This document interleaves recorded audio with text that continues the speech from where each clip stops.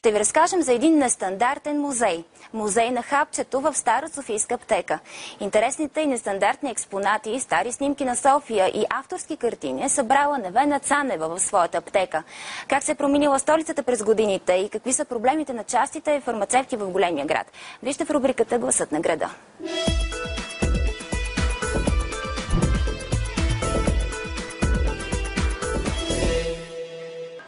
Невена Цонева е магистър-фармацевт от 20 години. За нея професията е призвание, което човек получава в мига, в който се роди. Разказват ми, че още като дете съм си играла с някакви шишенца, празни кутийки, значи просто кърмично предопределено е било да стана фармацевт. Идеята да направи музей на хапчето се ражда спонтанно.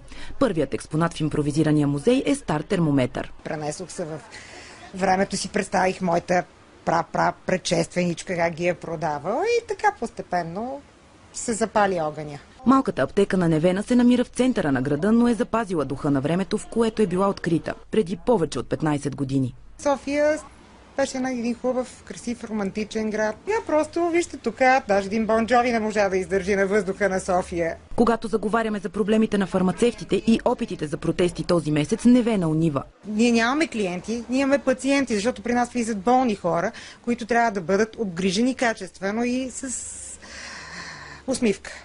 Протеста ли е начинът да постигнем това, което искаме? Ние пробваме, като няма друг начин. Преди година, разхождайки се в Истанбул, Невена влиза в антикварен магазин, за да купи поредния експонат за своя импровизиран музей. Попада на малка кутийка от лекарство, произведено през 70-те години. Нещо дрънкаше вътре, така, отварям вътре и намирам ето тази монетка. Стара турска монетка, на която е изобразена моята година на раждане.